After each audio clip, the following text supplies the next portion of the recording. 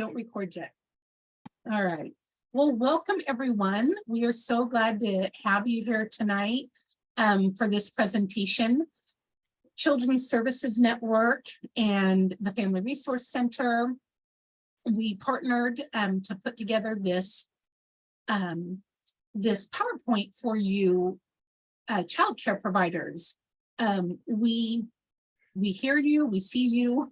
We know this is a topic, you know, near and dear to our hearts, and we just obviously in 2 hours we're, you know, not going to, you know, teach a college course, but we do want you at least to get an overview of what inclusion is and how you might support children with special needs, and just help take away some of that unknown factor.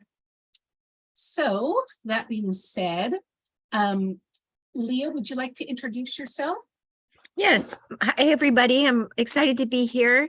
I hope that I can give some strategies and tips of things that I've learned over the years as a applied behavioral therapist in Clovis Unified. I've worked with kids, all different types of kids, and I just love seeing them learn. And so I just hope that we can all give you some good tips to work with your kids too. Yeah, Leah's been with autism programs. Right now, she's with our early intervention program, Birth to 3, called City Kids. She is our go-to girl when it comes to behaviors. Leah, what do we do with this? She's so good. And of course, if you've been to any of the Clovis Family Resource Center webinars, you know, I'm Leann. I'm the coordinator. I'm here to serve families throughout Clovis Unified and help families navigate getting connected to the services they might need. So here we go. I want to do a little bit of housekeeping before we get started. So this is in webinar format. So that's good news for you. It means you can sit back and snack on your popcorn and be in your jams and you don't know. All right, so be comfortable. I hate that. I was on a webinar this morning and I didn't realize my camera was on, and I was walking through a parking lot, you know, with it going up and down. And so anyway, you don't have to worry about any of that. You're safe and sound. So but to communicate, you're going to see on the bottom bar that there is a Q&A feature, question and answer. If you could use that to ask Leah and I questions as we go along, that is so helpful for us to be able to keep track of questions and make sure they get answered. We're going to use the chat for participating, okay? Recording, this webinar is being recorded. It's going to be posted on the FRC YouTube channel. It also, tomorrow, you will get an email from me. It will have a link to this recording. You're going to receive in that same email, you're going to have your certificate of attendance and all the resources from this evening. Okay, there'll be a link to a Google Drive with the PowerPoint from tonight. We're going to reference lots of resources. There's a whole folder full for you. Oh, hold on. What was, lastly, just remember, this is for educational purposes. It's not, you know, legal advice, not medical advice. I can't do heart surgery. Sorry, people. I'm trying, but our heart is to help you. So we've got that going for us. So introductions, if you're comfortable, we would love to know who you are and what agency you're with, or if you're not comfortable sharing that, even just put maybe if you're an in-home care provider or a center-based, whatever you feel comfortable. We would love just to know who's here and get to say hello to each other. So we're going to go over inclusion, what that is. We're going to go over some of the barriers and challenges that can come up from inclusion. We're going to hopefully give you some strategies to help you feel equipped. And then lastly, we're going to wrap up with any questions. And importantly, when you log off tonight on Zoom, there's going to be a pop-up that is for a survey. Please take a moment. It is literally like 4 questions, but if you could fill that out, it would be so helpful, because it helps me know if these trainings are meeting your needs. And I really do take that information seriously, and it helps guide what type of presentations I do. So as we kick off, I did want to mention, I said that we're partnering with Children's Services Network. So we've got a couple special ladies on that are from there as well. We've got Ruby and Maria, and they're both ECE specialists with Children's Services Network. So if you want to say hello in the chat, Ruby and Maria, we would love that. All right, so we're going to get started now. So let's talk about what inclusion is, okay? It's kind of a, little hot topic word. We're hearing that a lot in early education, and a lot just in education period about, what does that look like when children with special needs have access to, learning and activities with all their peers. So just a few of the benefits, in the childcare setting, which is what we're talking about right now, are, they get to develop friendship skills and really that role model that typical developing peers can give their friends with special needs. I think, I love the last point is the respect for each other. It helps disabilities not seem so, out of the ordinary, right? If, we're all different, we all have strengths and challenges, and it just, it helps our little friends realize that, again, we all have strengths and we can support and help one another. So, what does inclusion look like? Well, like I mentioned, peer models. Leah, you working in special education as well, what do you see from when children with special needs get to spend time that in the school district, we call that mainstreaming, time when children in a special education program spend time in the general education program, but we're talking childcare settings, so where kids are side by side. What would that look like? What are some of the benefits? Some of the benefits, I think, is just being around the peers that they can kind of engage with and see what they're doing and kind of model. So that typical peer is that model for the child that may need some extra additional time to see what the child's doing, and maybe have that adult support to say, hey, your friend Johnny is pushing his chair. Can you push your chair? So that imitation and peer modeling is really important, because that's typically what we want our children to be doing, is following along with what their peers are doing. Imitation. I love that. Yeah. And you know what, Leah? One of the things that just came to mind when you said that too is how much more natural it is for children to learn from each other, and how more responsive they are learning from their peers than often from us adults, right? Yeah. So that's definitely a benefit. But again, it's creativity, it's care providers, who are willing to think outside the box and not just automatically think, oh, I can't do that. I've never taken care of a kiddo with Down syndrome. I don't know, how to do that, but it's being willing to get creative and think about how you might be equipped to do it.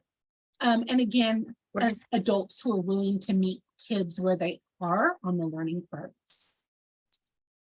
So special needs. Okay. Again, that's another, special needs, disability. That is a huge, very, very broad term.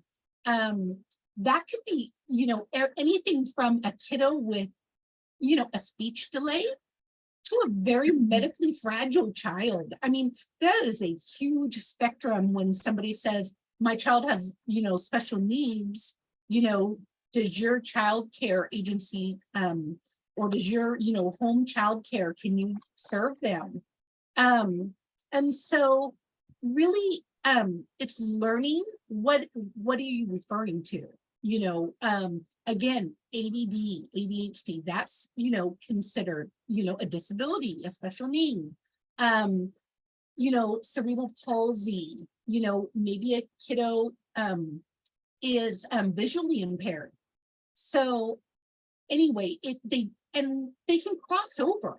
So you could have a kiddo, maybe that has Down syndrome, but also maybe has autism. They could have dual diagnosis, or that could be deaf and hard of hearing, and maybe have a vision impairment. And so it's getting, it's understanding, what that child in their unique situation, what that means. Because as Leah and I can tell you, having spent many years, in this field, even children with the same diagnosis are very unique. They are not about their diagnosis, okay? That may be something, they have, but each child, it can affect them so differently. So it could be very mild, it could, or it could be, more extreme. And so it's important to really understand and learn more about what that child's specific disability and what their needs are. And so let's talk about barriers.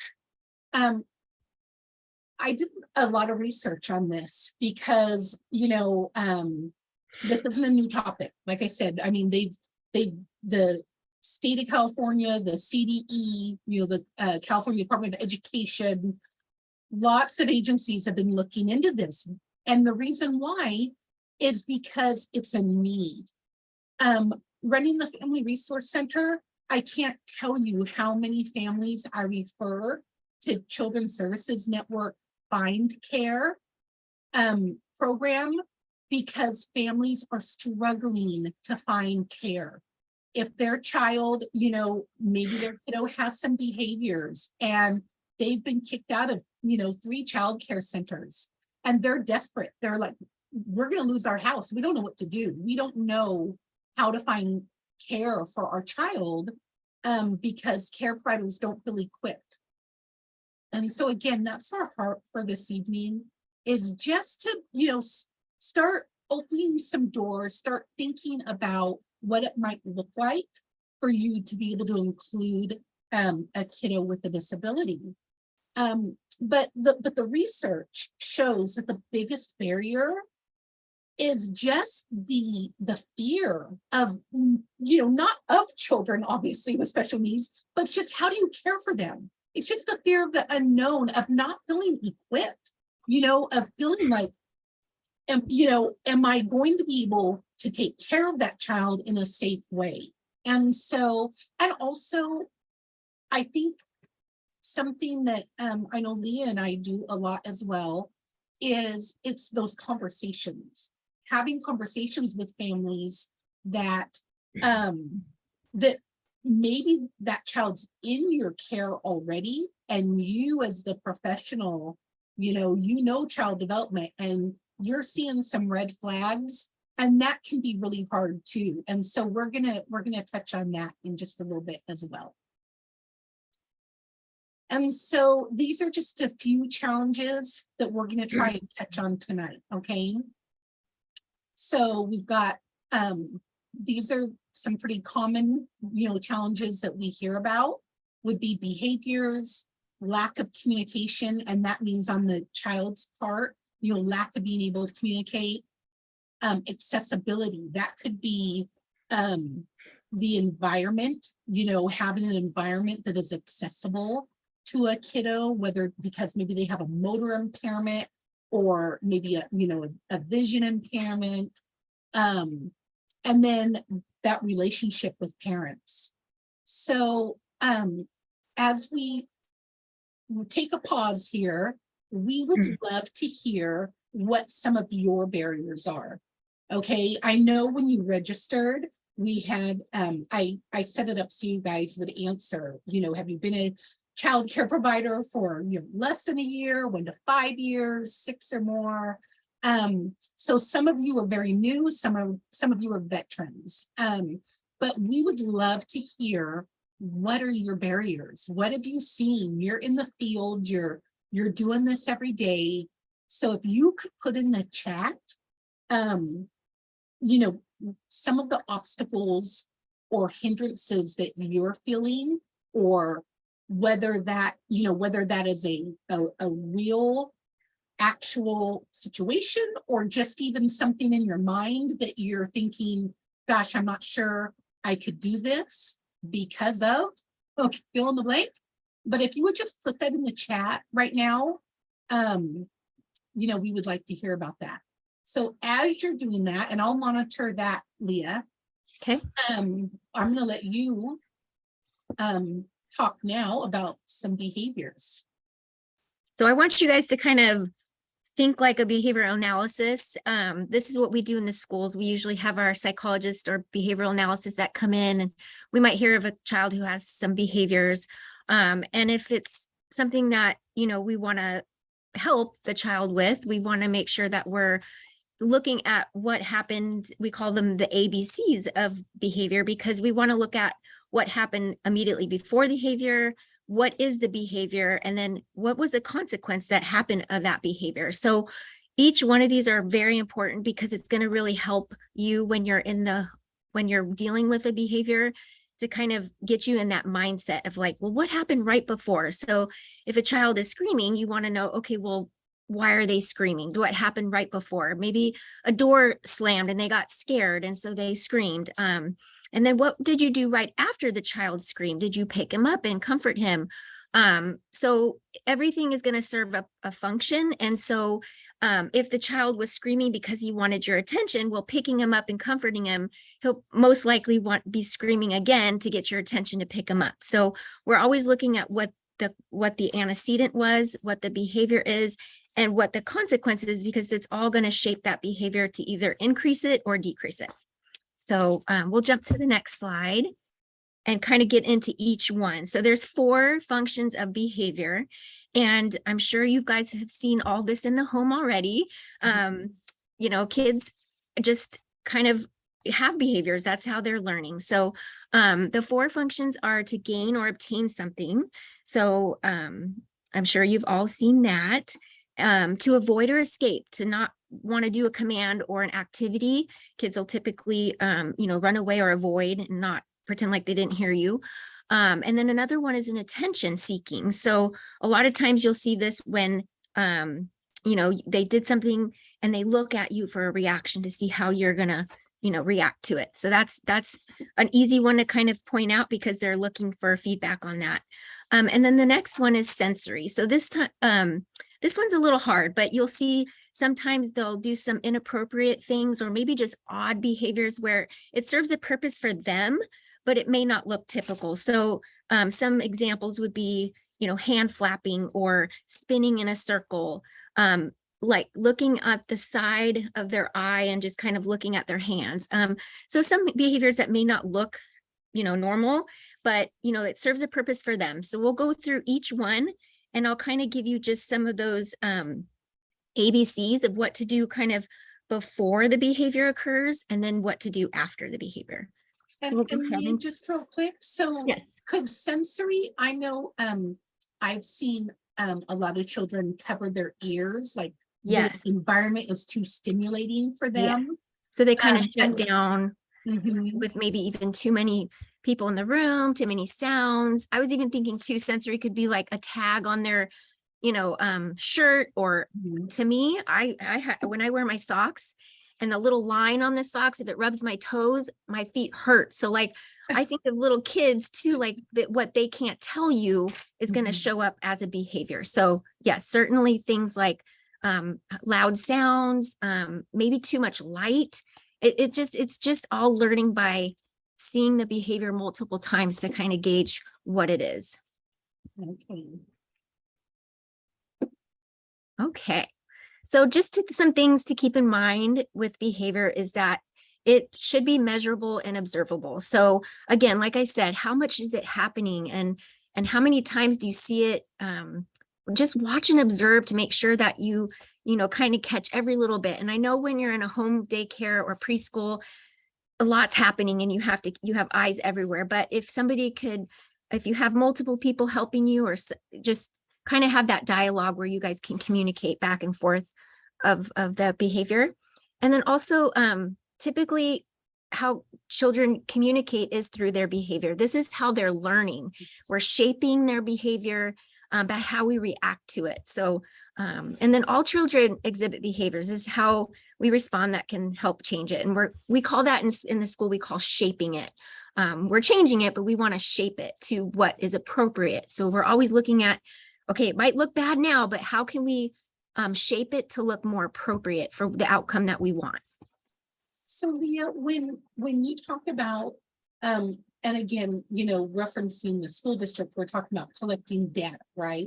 Yeah. But in a home care setting or a child care setting, a center-based, if could providers tag team with parents? Because if you're trying to get to the answer of what's happening right before this behavior, maybe parents, that's where you can partner with them, and they can collect data at home as well, and then you could compare notes and say, really, because maybe at home, every time this demand is put on the kiddo, or every time this situation, and then you can compare, is that happening? Is that the same thing that's happening while he's in childcare, or is it different? And that will, give everyone information as well. Definitely. I think that's so important because a lot of our kids will learn something in one environment and it may not be in another, so it's very good to have that communication with parents as well. And that's a huge part. Yeah. Well, and honestly, too, coming from that parent perspective, I think that's going to help with that relationship, aspect too, because parents are, probably overwhelmed as well with it. Okay. And then, I'm sure it gets tiring as a provider as well. You're trying to, solve this. And so I would think that's really going to help build that relationship too. Just even knowing, we're partnering, we're collaborating, we're working on this together, not against each other. Exactly. And sometimes parents have the greatest input on well, this is what I do and this is what helps. And so, or it's the other way around where they say, well, this is what I do. And it may be not what we should be doing because it's going to increase the behavior. So it really is a team effort to really try to dig down with how to help the child. We're all in this because we want to help the children, right? So I feel like that's really big input. So thank you for bringing that up. You're welcome. Yeah. And so some of the big components of behavior is boundaries. Again, they're young, they're just learning all these things. So we're usually the first ones that are kind of setting those boundaries because sometimes in the home, we don't know what that looks like. So we're kind of learning as well what how to teach them. And then the consistency, that I can't say that enough, with just how, if we're consistent, the child will be consistent. So with all these components of communication, setting those boundaries and really setting the expectation, I think with the consistency, those kids will be more compliant. So that's all with the component of behaviors. So kind of digging deeper with boundaries, all children, regardless of age, cognitive ability, and understanding, can understand consistent boundaries. Following directions, hearing no. I mean, we don't want to be a no. But if it's something with that is, dangerous or not appropriate, it's okay to say no, but also follow with this is what I want you to do. Go sit down, or, go color, or with a direction that you want the child to do. So, and then also just a behavior to replace it, right? A replacement behavior. Yes. Expectations and following through with help can help establish that boundary, because that's how children escape. If we're just kind of saying it, but they're allowed to do it, they're allowed to escape that. And so we're kind of not setting those boundaries. So we just really have to maybe help them a little bit with following through with some steps. And then all children want them and need them. I just can't, I can't express enough how when children know the routine, they know that expectation, they know what's coming, they can follow along a little bit better. They have ownership in what the routine is. And then you can be a little bit flexible and more finding more challenging things for them. But that's a little bit more on the boundaries. And then the next one would be consistency. And this is, I am guilty myself of doing this where I say something and then I kind of do the opposite.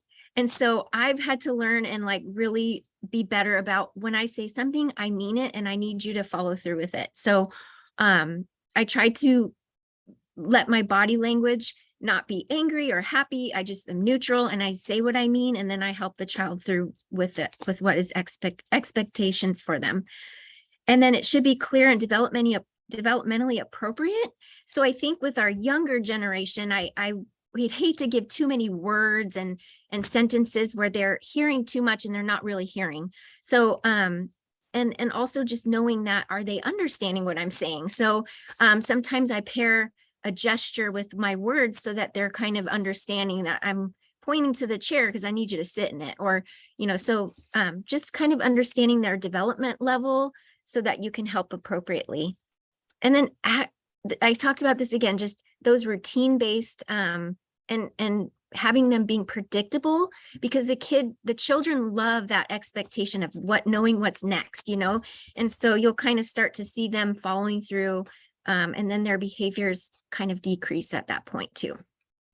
And Leah, when you talk about developmentally appropriate, I think this is where it really comes into when we're talking about children with disabilities as well, that, just because a kiddo is 4, if their disability impacts their development and they're cognitively not 4, or gross motor not 4. I remember when our oldest son had, orthopedic issues. And so, he was 4 years old and a, great big boy, but still in a little stroller. Well, I had to have him in there because he couldn't walk. And I still, I had a toddler as well. And so what are you going to do? You're going to stick them both in a stroller because I have to function, right? Yes. And I can't tell you how many comments I would get from people who would look directly at him and say, "You're too big to be in a stroller. You need to walk." And it would break my heart. I would just, think, are you kidding me? He can't walk. And so, again, and that's a visual, like an easy thing to see. But what was funny is at times, because he had some surgeries, and at one point, he was in a spica cast, a body cast, and his armpits down. He was in a cast. And so he was in a wheelchair for some months from that. And it was completely different. People would hold the door. People would, "Oh, here, let me help you." So here I am with a kiddo in a wheelchair, and I've got a toddler under my arm. And I thought, this is the same kiddo with the exact same abilities as a month ago, but it was all the perception of what people thought. Yeah. And, and the thought of what he should be doing when he wasn't capable of doing that. And so I say that because, obviously, like I said, that's a physical, thing you can see, but there are lots of disabilities that are invisible. Yeah. And so, if we're talking about, a kiddo with autism, that might, be having, some significant behaviors, and if I had $1 for every time, somebody said to, a parent, "Well, if you just did this, and it breaks my heart because they're desperately trying, they're desperately. And so again, it's just, all of us care providers and us presenting, we're the professionals, right? And we know child development, but it's thinking about a kiddo who's not developmentally where he's supposed to be? And what would you expect of if that kiddo is 18 months developmentally, what would you expect of him versus that 4-year-old body that you're seeing? And so it's just like we said a few minutes ago, it's meeting them where they're at and having that compassion and understanding. And right there, that kind of shifts your mind when you think about what you expect of a 4-year-old versus what you would expect of an 18-month-old, and so just meeting them where they're at. Yes. All right. Okay, and compliance. This is obviously what we always want, for every child. And in my mindset, I always think every child can learn. Every child can learn something, and it's my job as an educator to find what that is. So not every child's compliant, and it takes time, and you have to, it's not all at one day. It might take months or so. But it is just picking one behavior at a time, maybe the most severe or the one that you're struggling with, or ones that, maybe it's happening at home or at daycare at the same place, really focusing and targeting on that, maybe just one, not feeling so overwhelmed. When saying no, give appropriate replacement behavior, kind of touched on that, so the child knows what it is. So we're always thinking of how can we make this, the outcome be what we want the child to do. And then I'm guilty of this as well. I will say it multiple times: push in your chair, go push your chair in. Hey, have you pushed your chair in? So it really is important to maybe just say it one time, let the child see if they have responded to that.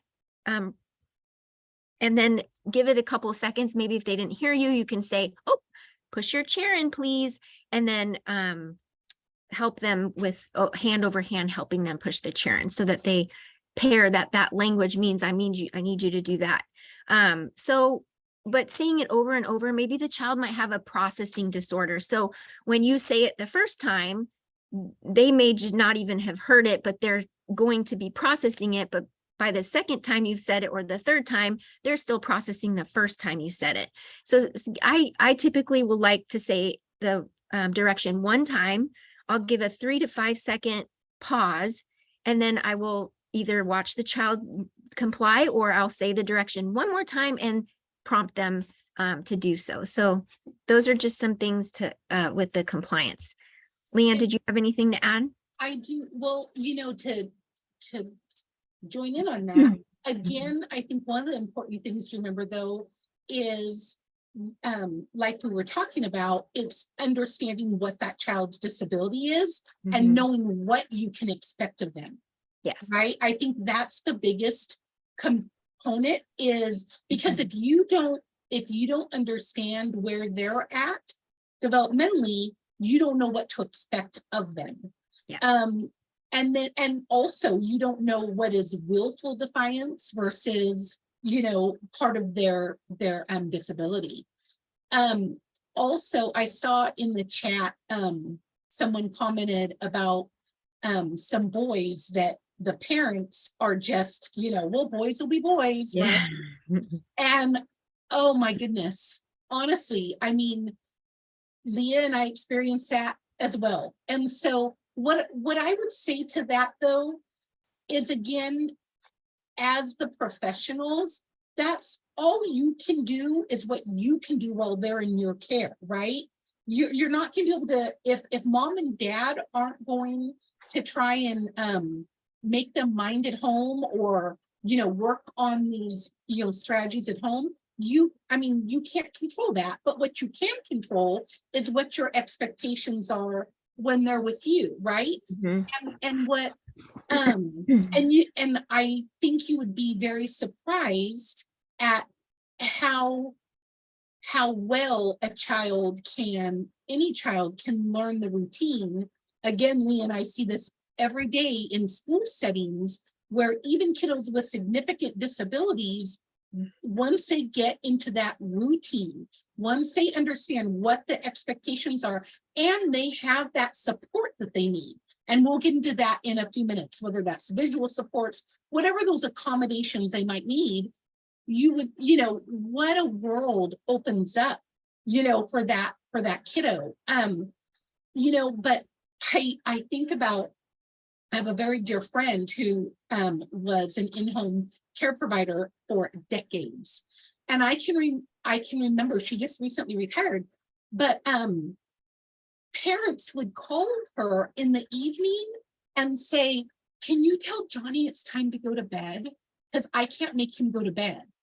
But, she would get on the phone and say, you need to go to bed right now and, listen to your mama.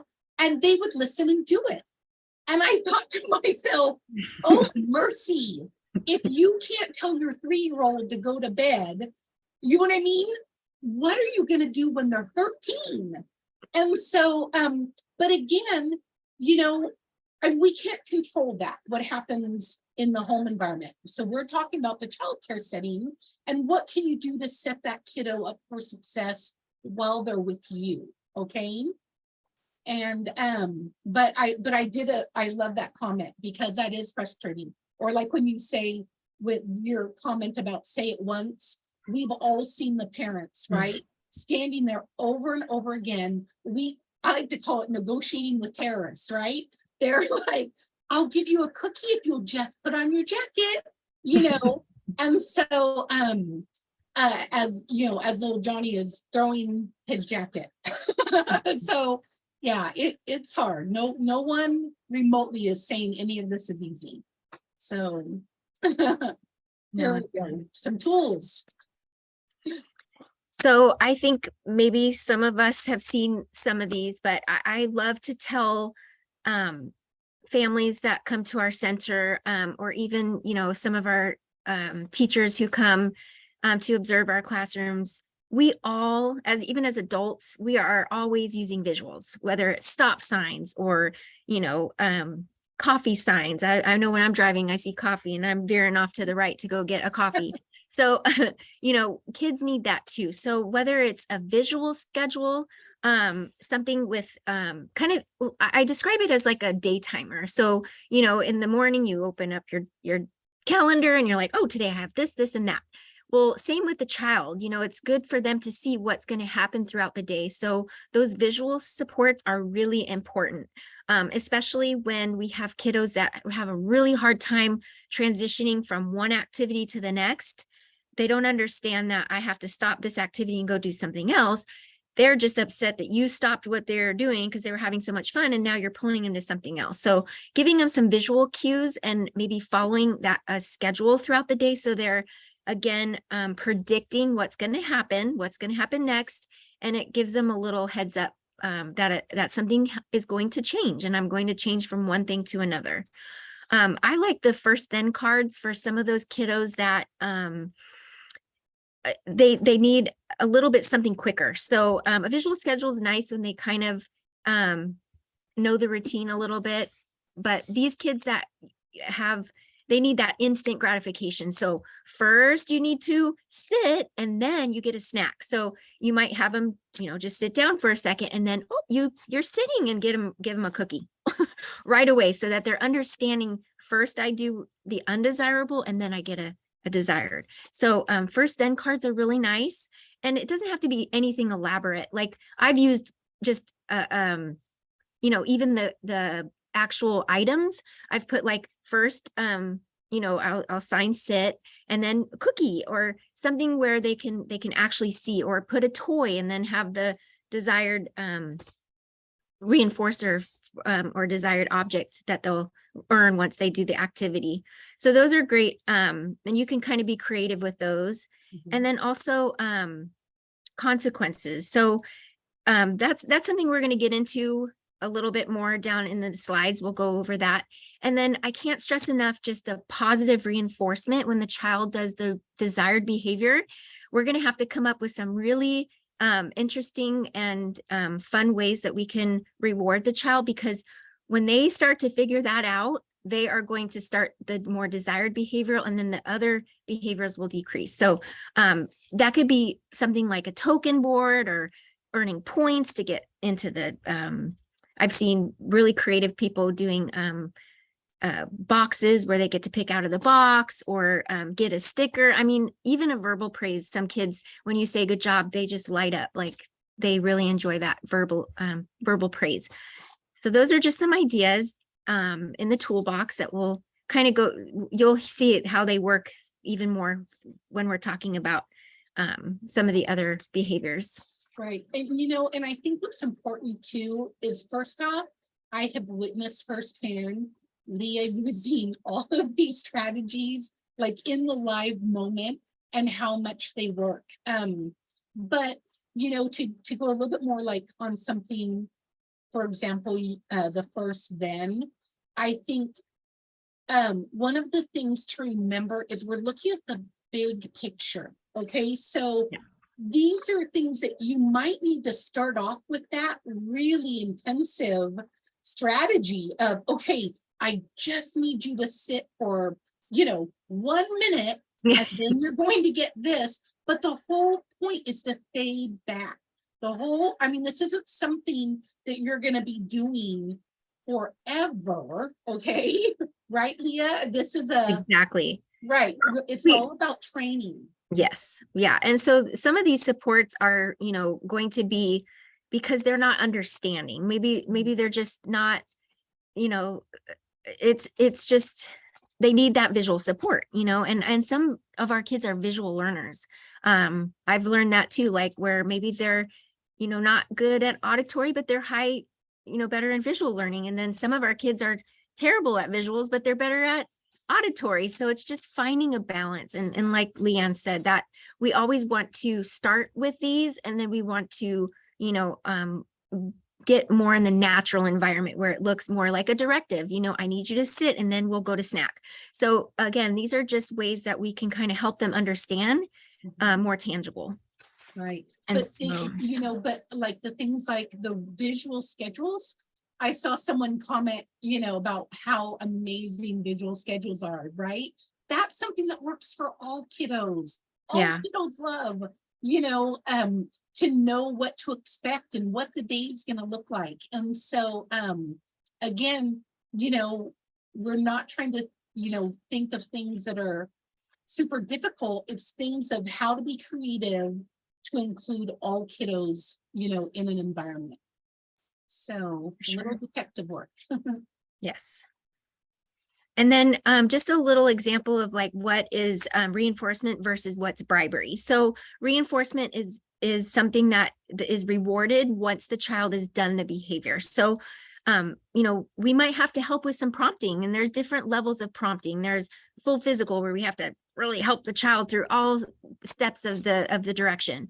Or we might just, kind of help lead them and then see if they can do the rest. That's kind of like a partial prompting. And then we do what's called a gestural prompt. So you might point and just say, hey, I need you to go sit down, and you point. And then there's also just the verbal, where you're just giving the verbal. So it's important to learn that too, as well, as we're kind of talking about, making sure that they follow through with their directions, and how much help are we giving them? How much independence are they having? Or even, watch your friend Johnny, he's sitting, there's that typical watching the typical child as well. And then a teaching tool, I don't know what that one is, Leann. Oh, just using like a safety or a support, like a visual schedule. Exactly. Okay. Yep. Exactly. Just things like just using some kind of accommodation. We call them accommodations in the school. So using those accommodations. And then I can't tell you how much the child just starts to learn about that positive reinforcements that they're getting. And then it might start off with M&Ms, a cookie, and then all of a sudden we want to back off on those and just make it verbal praise or a high five, or you did it, because anytime I come to work, I don't get an M&M, or anytime I write a report, I don't get a cookie. So those are things that we want to just make a lasting positive outcome, because we want that child to be independent on that. So we might start, like Leann said, with lots and lots of supports, but then we want to make it more natural. And then a bribe is more like, if you do this, then I will give you that. Or here's a cookie, and then you're supposed to do the behavior because I gave you the cookie. Well, that really didn't teach the child the consequence of their behavior. So it is kind of a quick fix, but it's going to teach the child that they might get to escape, but they still got the cookie. So those are just some more of the negative, because over time it's not going to get better. We can't keep in check what happens before, during, and after. Right. I think about, again, kids in the store, and, mom's like, if you, here, just take my phone. So, sit on the screen so you'll be quiet. Right. And, again, how are they learning to be, quiet and learning to navigate going to the store with mom? But maybe if it's okay, I asked you to be quiet, for 2 minutes, if let's say that's what you're working on. And then once they've done what you've asked, okay, now you can have whatever. I mean, that may be a bad example, but I'm trying to give a real life example of, instead of here's my phone so you'll be quiet, maybe they have to earn that instead. Well, and because with the bribery too, they're going to learn that I get it, even though I'm not complying. So it's more of a, I'm just going to expect to be given something when they haven't really worked for it. So, and also it actually is rewarding that bad behavior. Yeah. Right. Yep. It's like, oh, I throw got it. Right. You're thinking like a behavioral analysis. Oh, mercy. And so I included this link down here. Don't feel like you have to write it down right now. I'll include it in the resources, but it's more tools to go deeper into the ABCs. So let's talk about communication. Communication is more than just speaking and language. It really is about how do you connect with the world. Whether that could be a kiddo who's nonverbal. That doesn't mean that they don't communicate. It just means they may not have the ability to speak for whatever reason.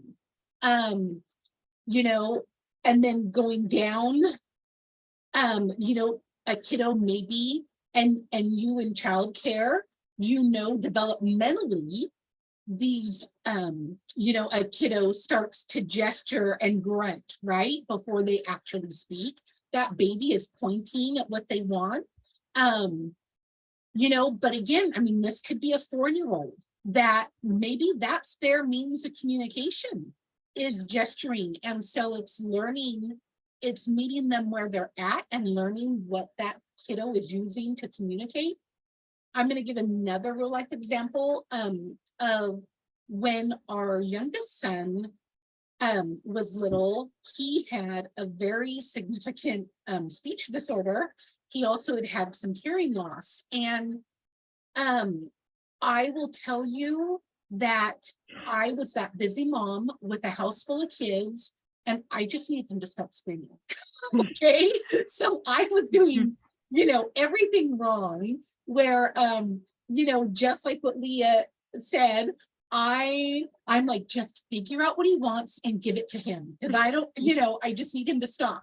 Well, he was screaming because he was frustrated because nobody knew what he wanted, and he had tried to, tell us, and no one understood. And then he finally would get frustrated, and start yelling.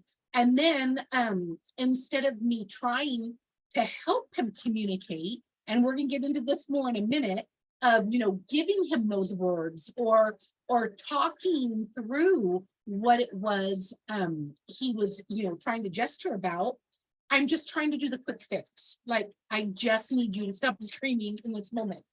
And so again, this is going down, that list of, where is this kiddo that maybe is in your environment or could possibly be coming into your childcare, where are they at? Do they just have single core words? Or maybe the goal is, for them to speak sentences. Maybe they're not going to get to that point, and that's okay too. Again, everyone's communicating. It's just how. Okay, what is their mode of communication? And so, Leah, I'm going to tag you back on this because I think as we know that behaviors and communication, as we just talked about, overlap. Yes. Okay. All the time. All the time. And so, again, we're just kind of having to be investigators. Like, what are they asking me? What are they trying to tell us? And so, we're going to talk about how you can help him or her communicate. And then, are you using too much language? Again, I'm working with early intervention. So my kids are 2.5 to about 3. And so I'm always trying to lessen my language and maybe speak 1 to 2 words. So I'm always saying, oh, want cookie or eat cookie. And so I'm just trying to really lessen my words so that they can understand a little bit more of what I'm asking them to either repeat or what they're wanting. Again, I was guilty of that. I feel like I'm just confessing it all. But, well, that's how you learn, Leann. Again, like right? sometimes it's us teaching them and then it's them teaching us. Amen. So yes. But I was that mom where I gave like a mile-long explanation about something instead of just to the point, milk, you want milk? I mean, I had to go through a 10-page essay to, try and get my point across. So yeah, I love your tip, Leah. Few words. Thank you. Yay, Okay, so yep, here's some more things. When I worked in the autism program, one of the first things that we ever worked on was gaining the child's attention. Because sometimes kids with autism, they really are kind of in their own world. So a lot of it was trying to gain their attention first. So it was calling their name, making sure they turn around and respond and give eye contact. Oh, that might be hard for a lot of our kids, but we need to make sure that they understand that that's who we're talking to. We're connecting. So a lot of times it's really important to get the child's attention before giving the direction and making sure that child is at least looking somewhere in the vicinity at you. They don't have to be looking you right in the eyes, but are you kind of looking, in my bubble? And then try to get them to give the direction. And that works for typical children too. I have teenagers. And so I'm always like, please look at me. So I acknowledge that you're looking at me and I'm talking to you. Keep the directions short and simple. Model shorter sentences. I kind of gave an example of that. Check for comprehension. Are they responding to what you were talking about? And then again, if they're not, really think about using some of those visual aids as possible, because again, maybe their strength isn't auditory. Maybe they need a visual. Some of our kids, even in the classroom, if they are auditory, but they still need guidance and help, and I don't want to have to keep repeating myself. So I'll even hold a picture of what they want. And it kind of gives them the cue to say cookie, even though I haven't really said anything, I've just hold up a picture. So again, we have to find their strengths and work with what their strengths are. There's a tool that the speech therapists use, and I say tool, it literally is it's a piece of construction paper, right? And with a line down the middle and some little pieces of Velcro stuck to it. I mean, this is something you could make in a moment. And a tool they give to parents whose children, are delayed in speech. They call it a choice map. But the way I teach families to use it is during fun times, during snack times. We're not speech therapists. We have professionals for that. But what we're trying to do, again, as care providers or as parents, is help that child learn to communicate, learn the benefits of communicating in an appropriate way versus screaming. Yeah. And so, or getting frustrated or shutting down or whatever the case may be. And so, for instance, we're the adults, right? So we're going to control what the options are. But let's say we have a picture of the options for snack might be goldfish, string cheese, or applesauce. Okay, so you pick a few things that are options, and of course that you have on hand. So and then you might put a picture of each one of those on that mat, and then you're going to talk them through it, and Yeah. because if they're not able to speak yet, you're trying to get them to point to it. Okay, that's just the most entry level. Do you want cheese stick? Do you want goldfish, or do you want applesauce? And again, that's just basic 101 communication. But I can't tell you how successful that is. Families come to me all the time and say, oh my goodness, like it's a fun activity, because it's not stress, it's not meal time where, okay, you have to eat your green beans or else, right? Yeah. In this And battle. yeah. And Leann, I've seen even where because giving the objects, like if you were to put the objects out, I mean, that's just too enticing. The child's not going to want Yes. to, I mean, they're just going to grab it and expect it. So I've even seen where I was eating fruit snacks, but you can have the package. It has to be empty, or you can rip off the box label of Cheez-Its or something, and just having it that as available. It doesn't cost you anything. You don't have to go make all these extravagant picture, it's just having, what's available and just using what you have, so that you lay them all out and then they can pick, or pointing. That's so important, because that pointing is going to turn into pointing to other things in their environment. So food is always the basic, and they're highly reinforced for it. So that's a great way to start with. Some of that is just pointing to a choice. But if you did want to, because what I was referring to was using like a picture icon, right? That's what we call them. But I mean, honestly, you can go on Pinterest. Pinterest is our friend. Right? and honestly, print out one sheet and laminate it, and and of some options you maybe are really common at your center. And again, you could use that in several different types of setting, maybe. And as we get farther along, we talk about reinforcers, but you find those preferred things that kiddo likes, and maybe you've got a few little pictures of those, and you can use them in the moment. But like Leah said, visual aids can be a game changer, and they're not just for one disability, right? That could be a kiddo with autism, or a kiddo with Down syndrome, or a kiddo with a speech delay, or what I mean. It really overlaps to where, again, you're just meeting that kiddo where they're at.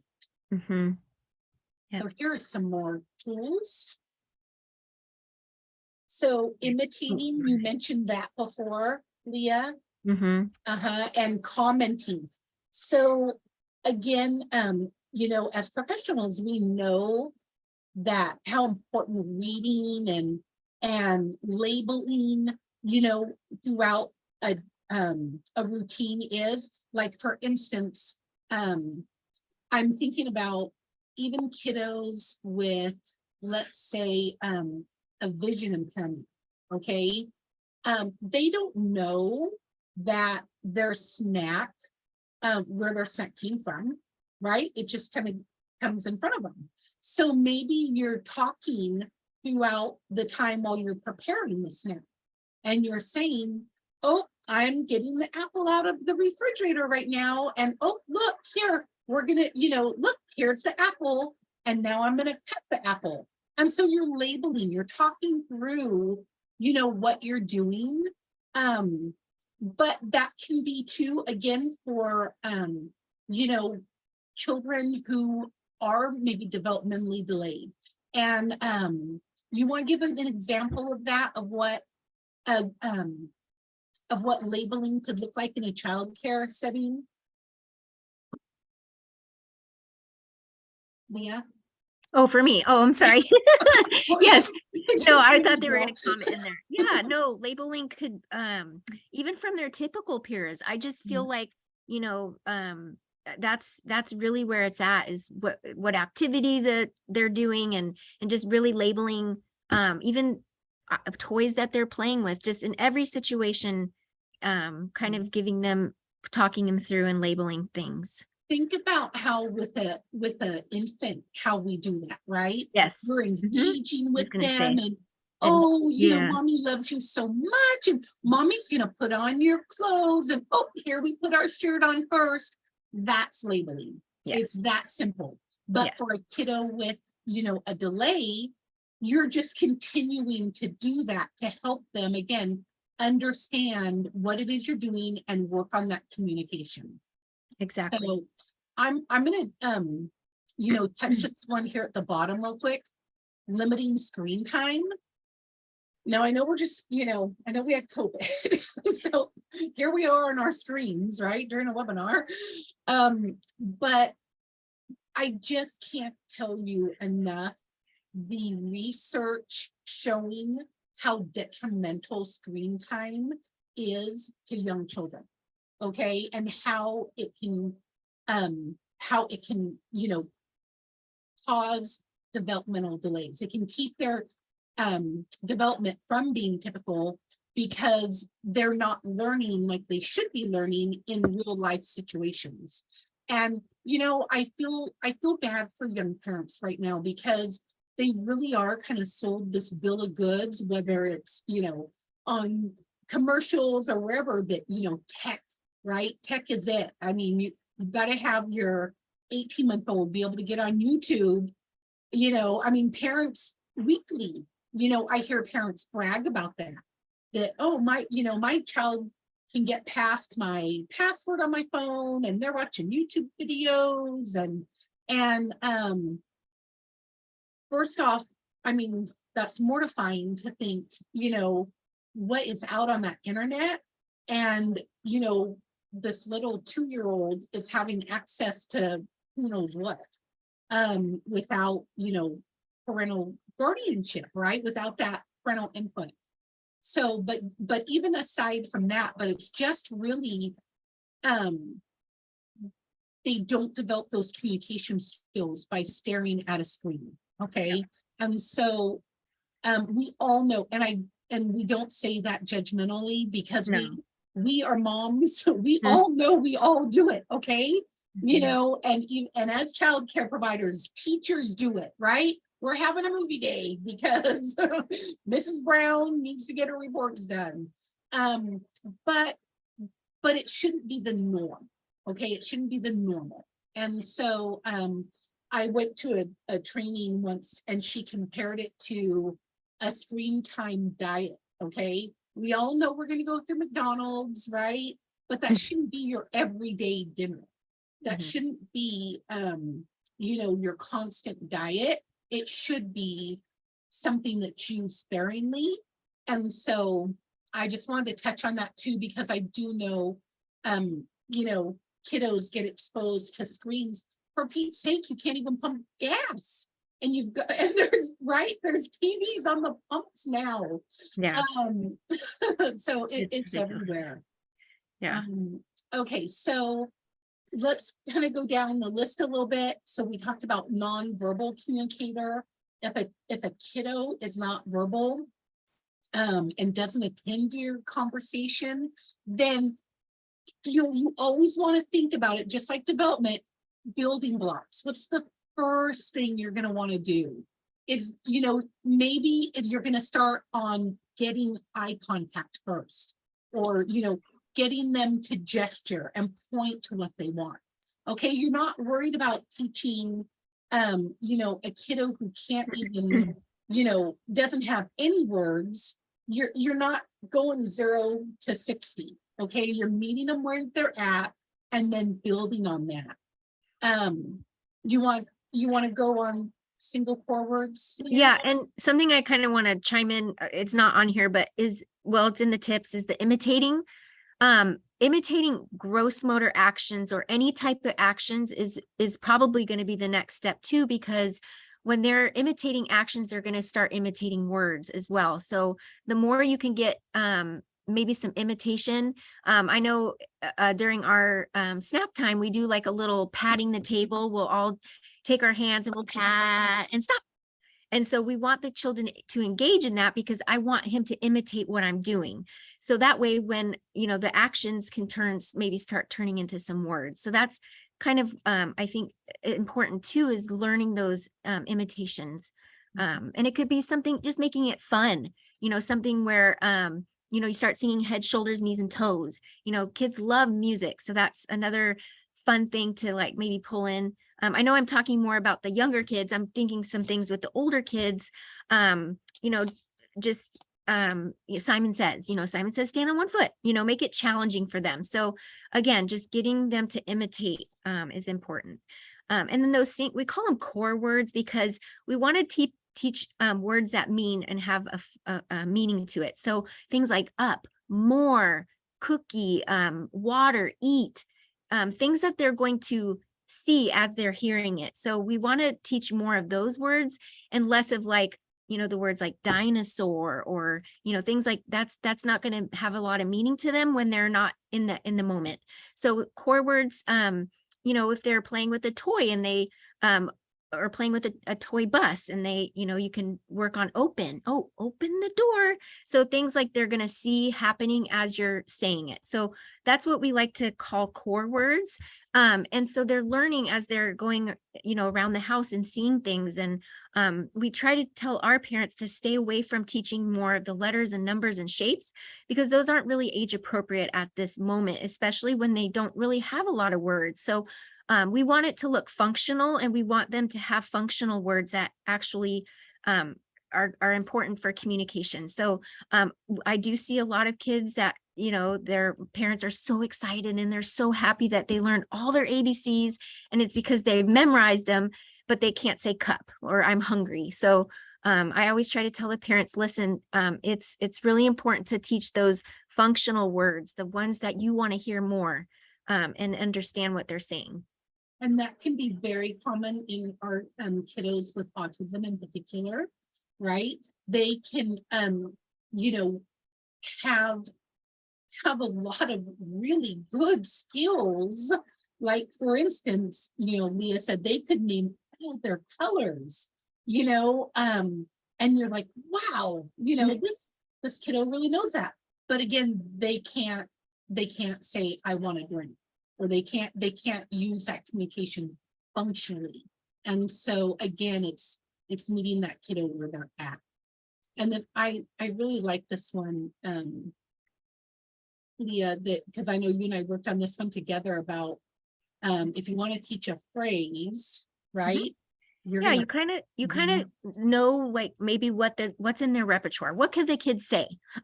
What is their what their strengths are? So if the child is saying bear, oh, good, bear, a brown bear. So you're kind of adding a descriptor onto it. So, because we want them to start speaking 2-word sentences, not just single words. So again, where, maybe the child is wanting a cookie and you say, oh, eat cookie. And so we're really building on phrases. And so maybe the child will repeat, eat cookie, so and then obviously we can get into more by adding a size to it or something where it's like, do you want the big cookie or little cookie, or to eat? So eat big cookie. So again, we're just really trying to work on those, expanding on those words, but really making sure that they're understanding. I really like to challenge the child and say, well, what do they know? So sometimes I'll even hold something up and I'll say, where's the cookie? And have them, grab for the right one. So I know that they're understanding what I'm saying. And then the next time I can say, okay, they know it. Now I'm going to have them say cookie or try to say cookie. So again, I always go back to what are they understanding? So I really ask them, where's the bear? where's Bear? Show me Bear. And so there I go repeating my question 8 times, but you kind of get the understanding of like, I really just want to know what does the child know so that we can, I have a starting point on where to start with my either nonverbal single words or working on sentences. Yeah. Okay, so access. So let's talk a little bit about setting up your environment for success. Again, we could be talking about a kiddo with you know, a motor impairment. Maybe, you know, they use a little rocker or you know, a wheelchair. But it could be, when we're talking about accessing the environment, again, it could be maybe it's a kiddo with sensory issues. That's you know, that's something that's sort of kind of really coming out a lot more lately about sensory processing disorders. And not that it wasn't there before, it was just that there's more awareness and more education about it. You know, also we're talking about, like I said, what if a kiddo is hearing impaired? What if a kiddo is visually impaired? My grandmother, who was, you know, my best friend in the world, she was blind.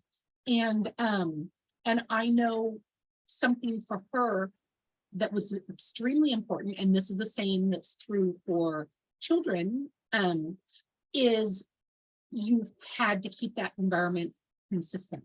Okay, she knew her house like the back of her hand, but if you moved one thing out of place, she was a fall risk, or she wouldn't be able to find something, you know. And so it was very important to keep that environment consistent for her, to be able to access it. And again, an adult or a child, what we're talking about is independence, right? We're trying to build independence. We're trying to, we never want to do something for them that they can do for themselves. And so, you know, if we're talking sensory issues, I know as childcare providers, right, it's always been bright and colorful and those primary colors and cheery, happy, you know, music and loud. If a kiddo has sensory issues, whoa, you know, that you could be getting all these behaviors just because of that environment. You know, that could just be too overstimulating for them. And so how could you set up the environment to be different? Maybe it's that the lights aren't so bright. You know, fluorescent lights blazing down can be a trigger to some kiddos. Maybe it's softer music. Even smells can set some children off, right? Those strong candles or you know, air fresheners. So, but again, not every child's the same. And so as you're talking about your environment, how do you set that up to be able to serve that specific child and their needs? And again, you know, that it fits all kiddos. Okay, we're not trying to make you reinvent the wheel. We just want you to think about how could, you know, I set up my child care area, center, room, whatever that is. How could I set it up to help this kiddo be more successful? You know, I included this too. Consider a posted safety plan, so that all staff, even if you're in an in-home care setting. Now, I'm going to give this disclaimer, okay? Because we talk about parent relationships too, right? I mean, we don't want to identify the child per se, right? We're not going to put, you know, John Brown's safety plan up here for every other parent to see. But we are, you know, what I'm talking about is just, you know, maybe it's their initials, okay? And it's what would, we always talk about running things through that stranger test lens. What would somebody need to know if they were coming into your environment about things that Johnny needs to keep him safe? Maybe Johnny is an eloper, okay? And in special ed, that means they will run A away. runner. Okay. Can run at any time. Right. Doesn't mean they're heading off to Vegas. Okay. No. It means, they will bolt at any moment. Yeah. And so, so maybe, right, if Johnny is an eloper, you're going to want everyone to know that, hey, doors have to be locked, or we've got to keep the baby gate up, or whatever. Again, if maybe it's a medical need, if Johnny has diabetes and whatever, so that I like families to think about, again, not only is that so that anyone in the room would know what to do in the emergency, but also what about a first responder, anything like that. It's just having that safety plan for that awareness, because you think about, well, I would know, right? I'm the adult, but what if there was an emergency with you, and you had to call the neighbor to come in, and oh my goodness, I have to leave immediately, or you have a health crisis, right? And the neighbor needed to step in, what's that key thing that the neighbor would need to know? So again, it's just a safety thing. It's just having that awareness of what that kiddo with a disability needs. Mhm. Sorry, there you go. Yeah. It's all right.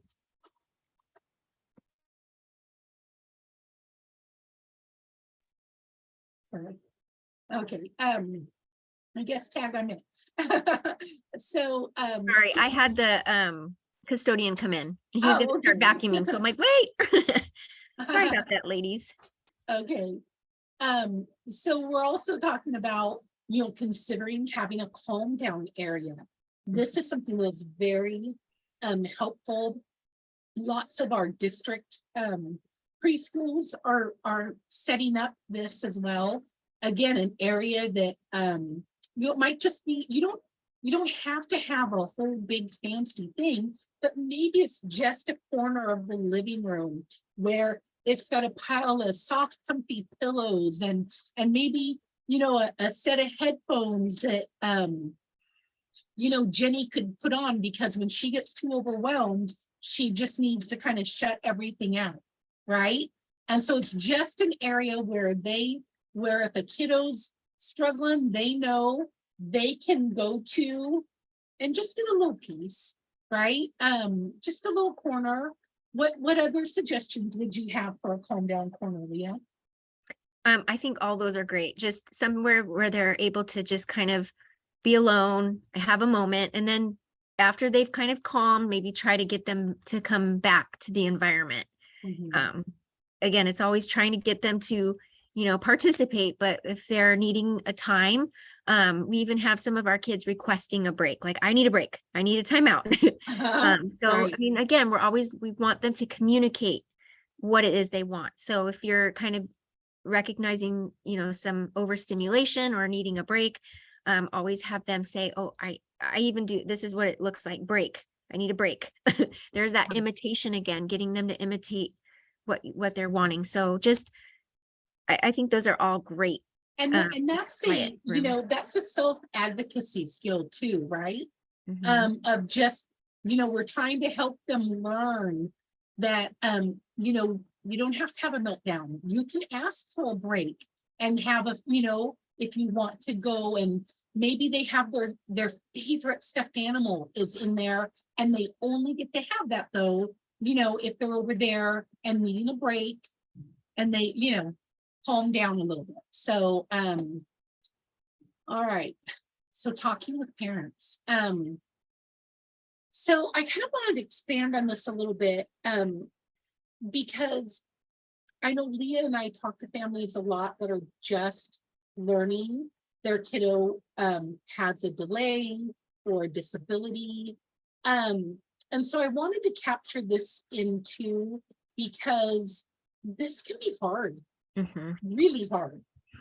You can talk to 100 different parents and get 100 different reactions. And again, it's not only meeting kiddos where they're at, it's meeting parents where they're at.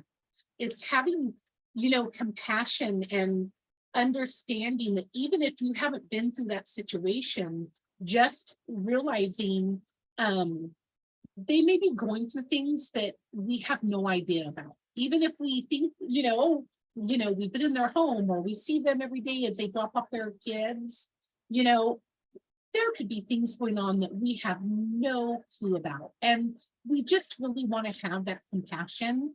And I know something too that is sort of a buzzword, being, culturally, understanding the differences.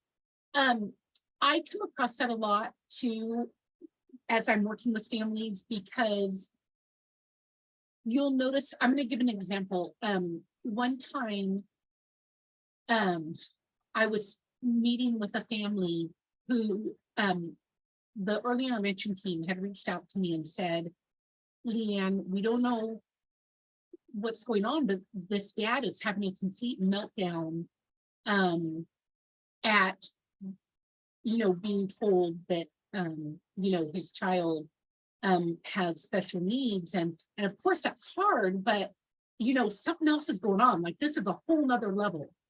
Well, after I spent some time talking with the family, and getting a relationship going, what I learned was they had only been in this country. They moved here from India the year before. And in their region of the country, I don't want to say it's the whole country, but at least their region, being told you had a child with special needs meant that child was going to be sent away and basically be institutionalized and be an outcast from society.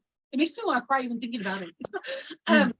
And the weeping that this father did, because that's what he was envisioning when here this team was trying to help him. Be like, no, you don't understand all this help we're going to give you.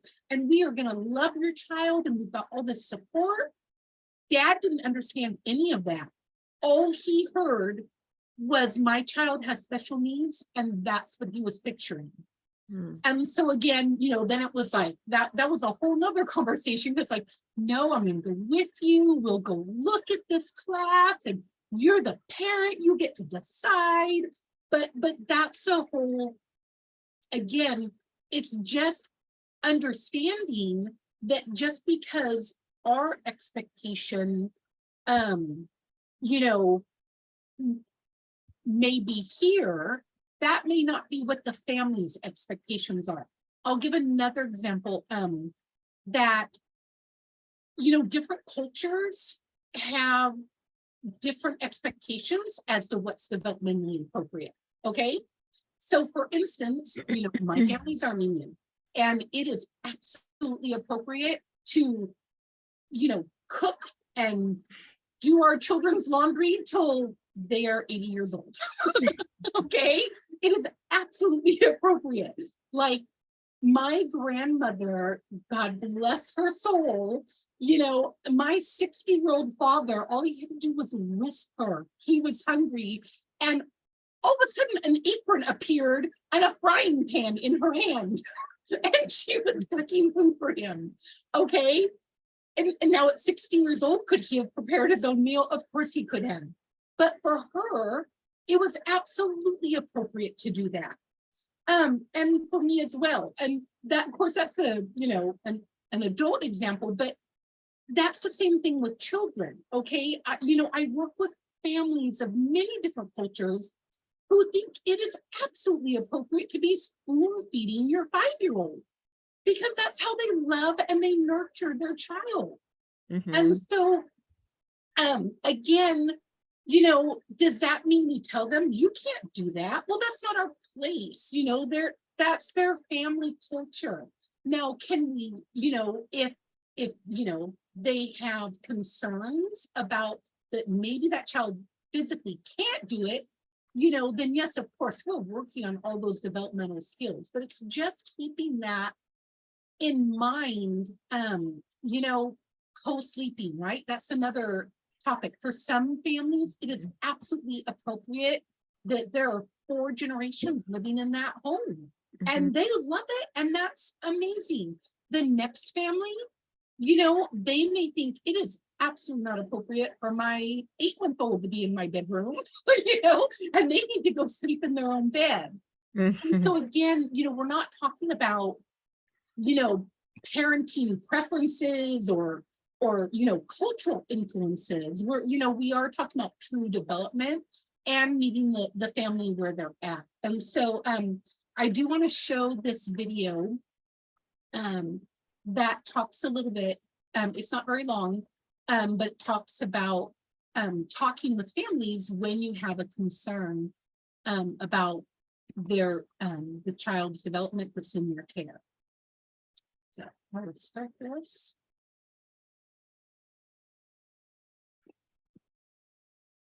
Now I want to tell you about an experience I had last year when the Learn the Signs, Act Early information really helped me. As I mentioned, I've been teaching 2-year-olds. Last year, I had fraternal twin boys in my class.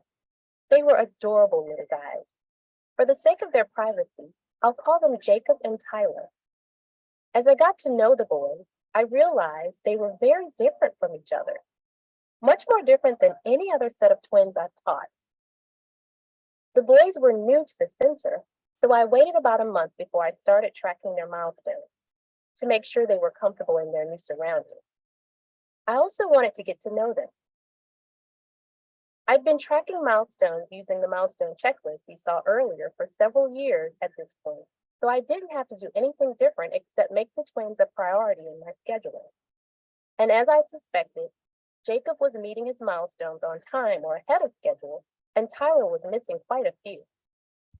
Since I talked about development with all the parents pretty frequently, I knew the twins' parents thought the boys were different, but I didn't think they had realized that Tyler might be behind in his development.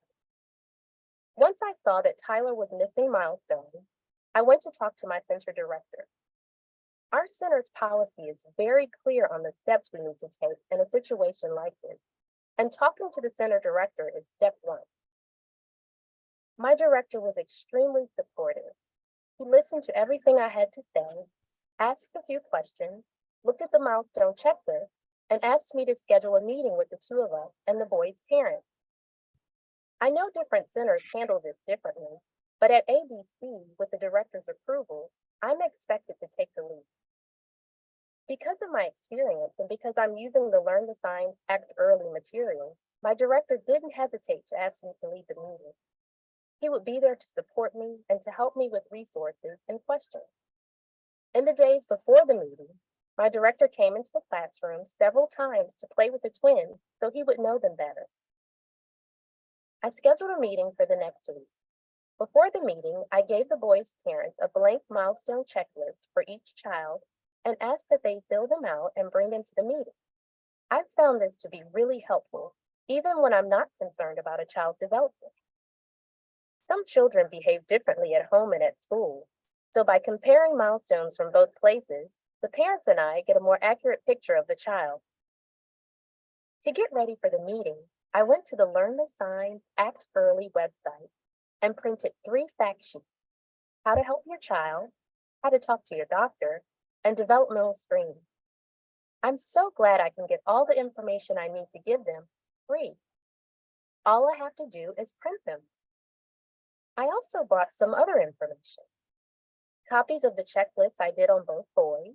I brought enough copies so that each of us could look at one and the boys' parents would have extras to take to their doctor. The phone number to contact our local early intervention program, since Tyler is under 3. A website address for how to find a doctor if they need one. A Learn the Signs, Act Early parent kit. Since I can order them free, I keep a couple on hand for parents in situations like this, where the growth and development tips come in extra handy. And a couple of notepads and pens in case the parents want to take notes. I like to make sure I'm prepared so parents don't have to wait for me to get back to them with information they need to help their child. I admit that right before the meeting, I got a little nervous that the boys' parents might get upset, but I knew that what I was doing was in Tyler's best interest. And once the meeting started, I was fine. We talked about Jacob first, which was easy.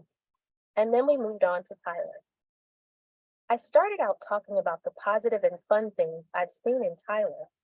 I really wanted them to know that I care about their little boy and that I enjoy having him in my class. Then I asked them about Tyler at home. I did my best to listen closely to what they had to say. I wanted them to know that I was just sharing my observations and they were the ones who know their child best. Having the parents fill out the checklist was really helpful because they had already realized that Tyler wasn't reaching all of his milestones.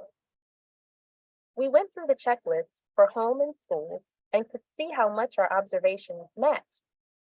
It was obvious that Tyler's parents were concerned, but they didn't really know what to do. They immediately wanted to know what I thought was wrong and what they should do.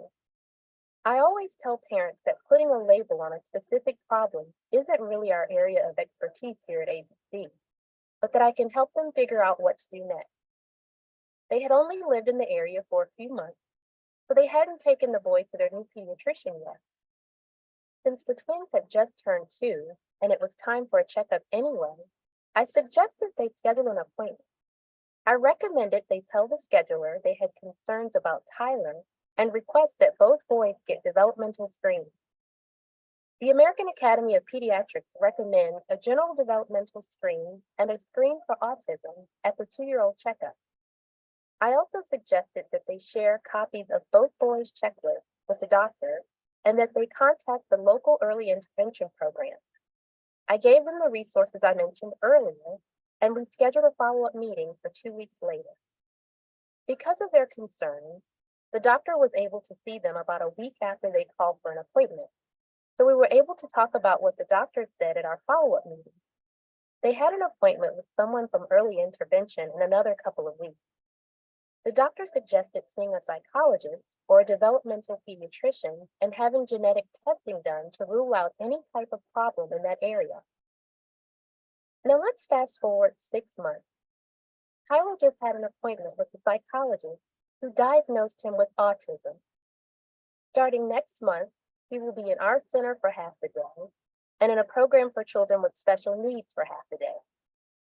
He's been getting speech therapy through early intervention for several months, and he's already communicating more.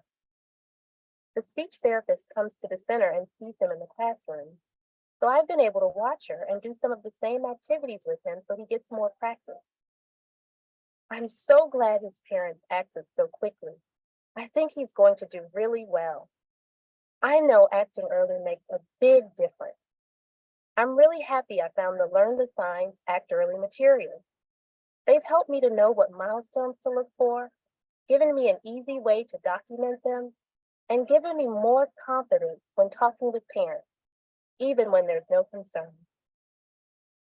If you're not using these free materials, you should really check them out. There are a lot more Tylers out there who need you to help their parents act early.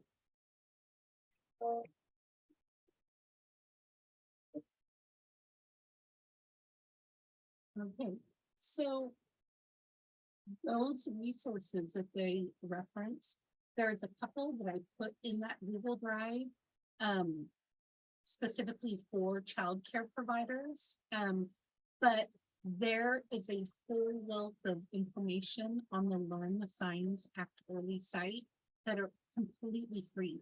They even have free books and like they showed the growth chart, lots of different resources that you as professionals can access and the families can access. So I will include that information for you. But I hope that just gave you a little glimpse of that. It is hard.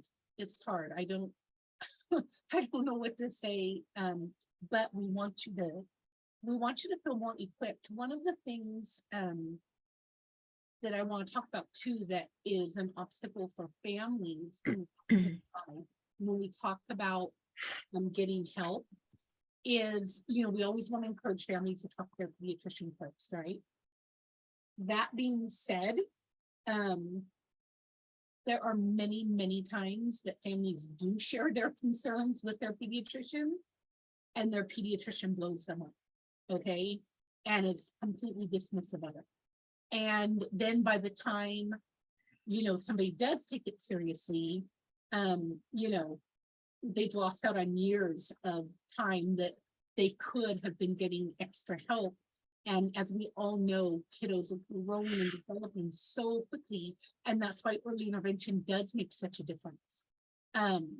But so obviously, again, as the video mentioned, you're going to want to go within your child care center's, guidelines. But I know we always encourage families to talk to their doctor first.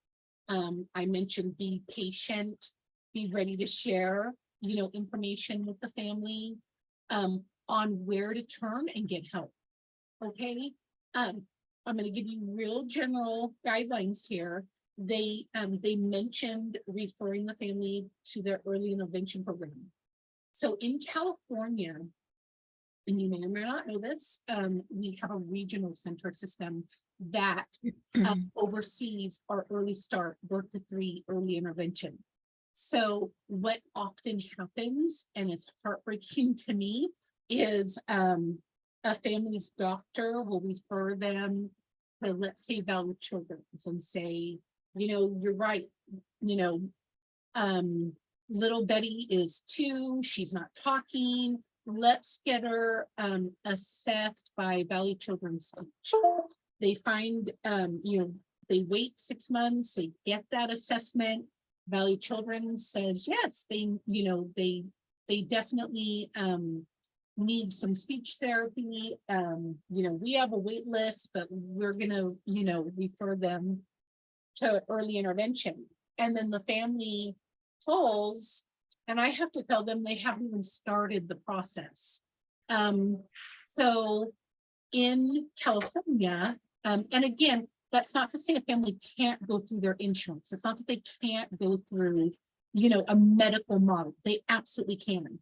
But when we're talking about those, comprehensive early start, early intervention services, families need to contact the regional center, which is in our area, is Central Valley Regional Center. I also will include that information for you in the drive. But families do not need a doctor's referral. They can go online and refer them, their child themselves for that assessment to see if they are eligible for those services.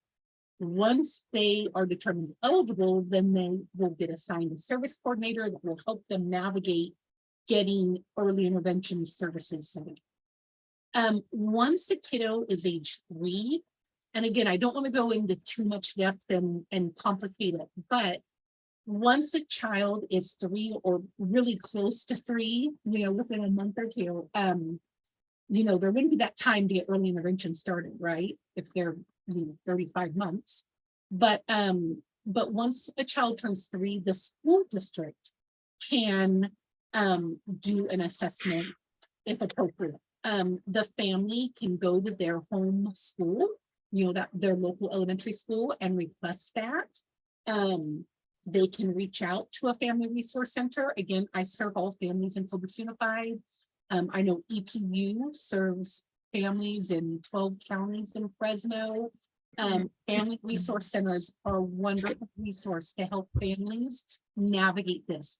If you are not here in the Central Valley, because I know, we have many people join us from around the state, and you need help finding out where your local family resource center is, shoot me an email, give me a call. I will help you find that.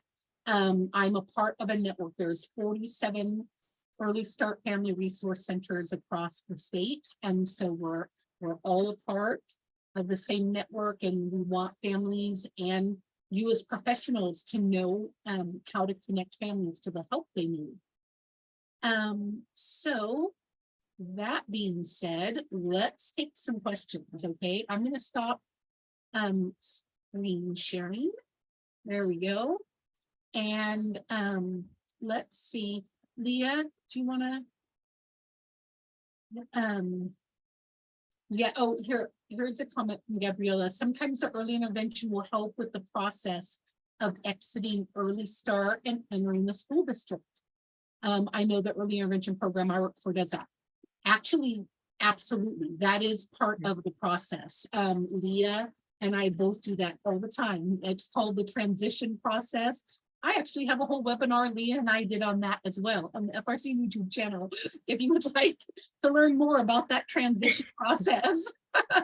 But yes, once a child is in early intervention, that is absolutely part of the process, is partnering with the school district and figuring out what's the plan when that child turns 3. Are they gonna do they need to be assessed to see if they continue to qualify for services? But that's all part of the plan. So thank you for bringing that up, Gabriella. I'm just gonna kind of, did you have anything to add? There was a question from, hold on, let me go up. And I don't want to get her name wrong. Oriella, about the child was frustrated because he can't speak, and sometimes kids do not listen to him when he's trying to teach them. That could be maybe he's just overstimulated with too many kids. And so I thought maybe just finding one child that you could pair him with, that would be a little bit more willing to work, because some kids are real friendly and they want to help. And so it's just finding that one student or one kiddo that would be willing to work with maybe him and just kind of be a buddy. Because if you have too many, I think they just kind of shut down and they feel a little overwhelmed. So I thought maybe that might be a good suggestion for her question when she had about maybe that. But having a peer to model would be my suggestion for that. And you know what, Leah, I love about that as well is not only are you giving the kiddo who has that communication delay, right, that peer support that they need, but you're teaching that typical developing peer on how to be compassionate and helpful, right? Exactly. Yeah, that's a win-win any day of the week. Yes. Right. Yes. Okay. And I think there was another question too, about just today, she had asked mom if her child was having extra help on her child's speech, and she said no, because they don't have room for her. What can she do about this? And I think maybe maybe Leann, you can speak to this too, is again, have her mom talk to her pediatrician first and go that route. But if not, mom can self-refer to a regional center and get her assessed that way so she can get the help she needs. Right. And again, too, that's where, family resource centers can support that family and give that parent to parent support and help them navigate those services. So, for sure. Yeah, I'm going to tell you, it is very difficult understanding all the different service models. Okay. I talk to families about this all the time. It's like, we just figure out one model, like let's say the insurance, right? And who's going to pay for what and what, we're eligible for. And boy, we think we've got it figured out. And then we find out, oh, guess what? The educational model, none of that occurs. Okay. It's a completely different system. And the regional center, oh yeah, that's a whole nother system.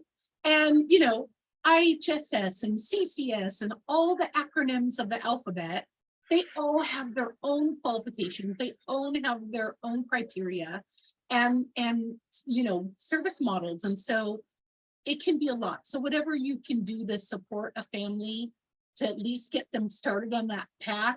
Again, you don't have to be the expert, but just if you even know to say, hey, call the Family Resource Center or call the regional center and see what they can do. That is a great help to families. Yeah. Let's see. Yeah, I see a lot of comments about kiddos who don't have good behavior and maybe parents don't reinforce that is not appropriate. That can be very difficult when you feel like you're not you don't have that collaboration and that support, that if parents don't even have that expectation, and this is for any child, typical, or having special needs, that, we run across families, we all do in everyday life, that everybody has different expectations of what is acceptable and what is not. And that that can be hard when even that basic level of, oh no, we keep our hands to ourselves, and Yeah. we need to be kind, and no, you cannot drop the F-bomb in the middle of class, right? That it's very difficult. But again, like we mentioned, you can only control and your expectations for your environment. What are your expectations? If that's not okay when they're with you, making sure that those boundaries and expectations are very clear, and helping them work on that. Because can you imagine how confusing that must be for 4-year-old, I keep making up names, Richard. If at home, they're watching Call of Duty and screaming and getting what they want, having no bedtime, no expectations, and then they come to childcare and all of a sudden there are rules. And then even factoring in all the other, things that can be going on. Maybe mom and dad, aren't together, and then so the kiddos bouncing, from expectations that way. I mean, there's just so much that could be going on. So what can you do while they're with you for those hours of the day to give them a safe and loving environment that is supportive, but at the same time having those boundaries and expectations of what it means? That's really good, Leann. And I think having that relationship with the parent, maybe not at first, but really trying to get to that point where you can ask, like, hey, what are some I've had to do this with some of my families. I had to build the relationship first and then really have to ask the tough question, what are some of your house rules? And when I asked that question, the parent just kind of sat there with a blank stare, like, well, we don't have any. And so that kind of just woke me up to say, okay, well, let's try to work on at least having one rule that we can work on. And again, remember, we want to work on one behavior. We want to work on one goal. We want to work on one thing where we can get established, where that child is going to learn that in this environment, we don't do that. And we also don't do that in this environment. Like it's going to generalize from this environment to the next. So again, it's hard because we all want to do best for the child, and help have it be a good day and not, a behavioral kid. But again, just ask, kind of wondering, well, what is it like in the home? What are there any rules that are established in the home? I think I was asked that question too, and it really forced me as a parent to really look at my kids too, and set those boundaries and rules, because they need to learn that at a young age. Otherwise, when they're older, it is going to be harder. And when we talk about getting to know that child and developing the relationship with that family, that's a great, again, relationship building tool, is to, you're working on together of what motivates, what is that? We mentioned reinforcers. We all have reinforcers, okay? We all have things that we prefer, but especially when you're talking about trying to motivate, in particular, we're talking about a kiddo with a disability, right? Who might need that extra support. What may be motivating for one child could absolutely be, a trigger for another child. And so we can't just go off of, a diagnosis. You have to look at the whole picture. You have to be a detective and really get to know that kiddo and get that input, from the family. And maybe you might want to have, and you could do this for all your children, and you probably do, where an all about me sheet. But maybe when it's a kiddo that you're trying to get a little more information on, they're coming due, and they're going to need some extra support. you really can develop that, spend that, extra time with that family, getting to know what works and what doesn't work for that child. Again, setting up your environment for success. You're right. We don't want to add more. We're trying to eliminate, barriers to inclusion. Exactly. And I see another question, Leann, that just popped up from Hope. And so she said she has a 1-year-old and a 9-month-old that is nonverbal. And she asked if she should be showing him sign language. And I think that is wonderful because, again, imitation turns into language. So I think if you can do some of the basic sign language, that would be wonderful. Again, the CDC has some information on some basic sign language that you could be using with the little babies. And I also wanted to show you guys the app. I don't know if you can see that, but the CDC has a milestone tracker app. And I used this for my own kiddos when they were growing up. So that helped me learn about my child's development as well. So that's kind of a neat thing because they have videos on what it looks like. So they'll ask a question, is your child doing this? And then it'll show kind of a little video clip of what that looks like. Right. So, And it will prompt parents when they do need to speak to their pediatrician. Like, oh, this is a red flag, which is also wonderful because then that opens that door that maybe they'll reach out to you, or at least it helps reinforce what you're seeing as well. So you're not trying to, do it alone. But yeah, that app, lots of families love that. Yeah. Because they're not experts on child development typically, like all of you are. And so, but again, I'm going to include all those resources. So you are going to get an email from me tomorrow, okay? And again, that email is going to include your certificate of attendance. It's going to include the link to this recording. It's going to include all the resources from tonight. So you are welcome to reach out to me. Maybe you're working with a kiddo and, you really need to have you're like, Leann, where do I turn? I want to find out more about those, icons you were talking about. I've also on a resource sheet, you'll see I've put links to Captain. That is the California Autism Professional Network. They have tons of free resources for families and professionals to access. You'll see in there, I've included links to resources for visual impairments. But if you think of something, that you don't see, reach out to me. I'm happy to help.